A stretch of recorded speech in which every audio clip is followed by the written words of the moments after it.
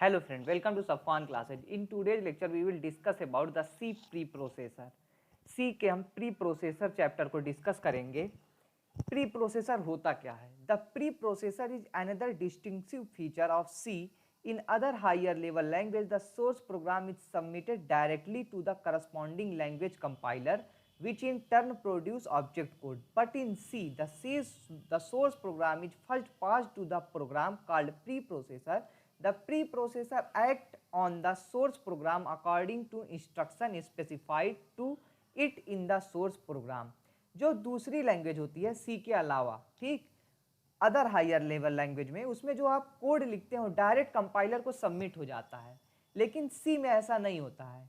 सी में क्या होता है, जो आप कोड लिखते हैं वो सबसे पहले प्री प्रोसेसर डायरेक्टरी को सबमिट होता है।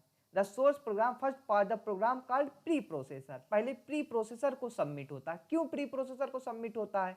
क्योंकि जब सोर्स प्रोग्राम प्री प्रोसेसर को सबमिट होगा तो उसमें से कुछ ऐसे कोड होते हैं जिनको कंपाइल करने की जरूरत नहीं होती है। तो प्री प्रोसेसर करता क्या है, प्री प्रोसेस कर देता है, यानी जो कोड कंपाइल नहीं करना है उसे प्री प्रोसेस कर देता है। जैसे हमने एक छोटा सा कोड लिखा हुआ है, जैसे यहाँ पर हैज इंक्लूड stdio.h है, तो stdio.h के अंदर भी बहुत सारी कोडिंग की हुई होती है। हर फंक्शन, ये जो प्रिंटफ फंक्शन आप लिख रहे हैं और भी जितने स्कैनअप फंक्शन आप लिखते हैं, सबकी डेफिनेशन इसके अंदर होती है। सारा प्रोग्राम यहाँ पे डिक्लेयर होता है। तो इस stdio.h आपको देखने में एक लाइन लग रही है, बट है ये हजारों लाइन की। लेकिन जब हम प्रोग्राम को कंपाइल करेंगे तो प्री प्रोसेसर क्या करेगा, इसी stdio.h को निगलेक्ट कर देगा। ठीक, इसे निगलेक्ट कर देगा, इस लाइन को कंपाइल नहीं करेगा, इस लाइन के अंदर जितना कोड है उसे दोबारा कंपाइल नहीं करेगा। अगर वो कंपाइल करता तो और टाइम टेकिंग होता, कंपाइल नहीं करेगा। यही यूज होता है प्री प्रोसेसर का। प्री प्रोसेसर क्या करता है, जो पहले से कंपाइल किया हुआ कोड है, क्योंकि जो हैज इंक्लूड stdio.h के अंदर रखा गया है, इंक्लूड तो इंक्लूड कर रहा है, मेन डायरेक्टरी stdio.h, stdio.h के अंदर जो कोड रखा गया है उस कोड को दोबारा कंपाइल करने की जरूरत नहीं है, क्योंकि एक बार कंपाइल करके हुए रखा गया है। तो कैसे वर्क करता है प्री प्रोसेसर?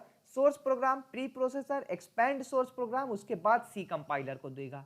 एक्सपेंड करने के बाद वो सी कंपाइलर को देगा।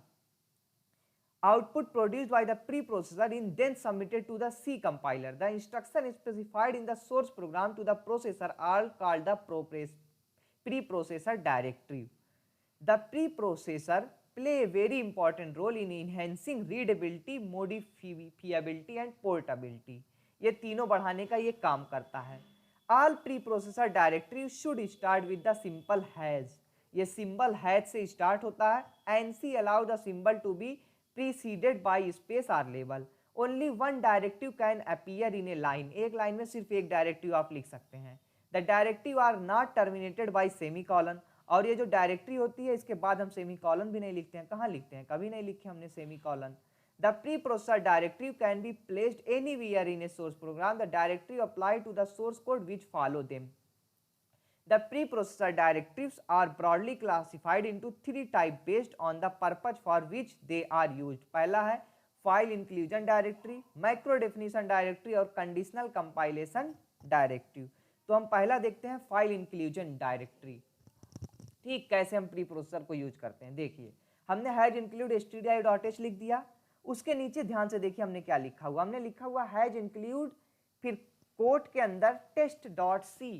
अब ये test.c हमने खुद बनाया हुआ है, और वाइड मेन के अंदर हमने printf हाई लिया हुआ है, और सो नाम के फंक्शन को हम कॉल कर रहे हैं। अब बताइए, सो नाम का फंक्शन हम कॉल कर रहे हैं तो सो नाम का फंक्शन कहीं डिफाइन भी तो होना चाहिए। इस प्रोग्राम में आपको कहीं दिख नहीं रहा कि डिफाइन है, कहीं दिख रहा डिफाइन है?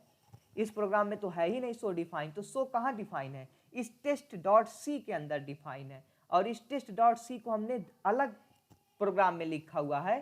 क्या लिखा हुआ है? Wide show printf hello.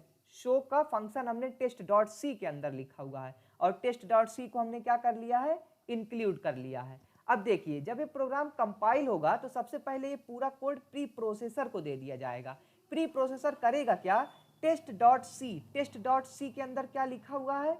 ये वाला code wide show printf hello. इस पूरे कोड को एग्जीक्यूट कर देगा, इस पूरे कोड को इसमें से हटा देगा। क्यों? क्योंकि test.c वाला जो कोड है पहले से कंपाइल है, उसे दोबारा कंपाइल करने की जरूरत नहीं है। वो किस कोड को बस कंपाइल करेगा, इतने कोड को। और शो को जब हम कॉल करेंगे तो इस प्रोग्राम में देखिए जैसे शो को कॉल करेंगे हाई और हेलो दोनों प्रिंट हो रहा है। देखिए यहाँ पर आउटपुट क्या आ रहा है, हाई और हेलो। अब इस पूरे प्रोग्राम में हेलो तो कहीं लिखा नहीं है, हेलो कहाँ लिखा हुआ है, test.c के अंदर हेलो लिखा हुआ है और उसी test.c को हम यहाँ पर कॉल कर रहे हैं। ये तो हो गया पहला मेथड।